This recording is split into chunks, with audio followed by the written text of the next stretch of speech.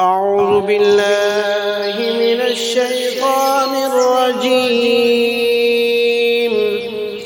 بسم الله الرحمن الرحيم.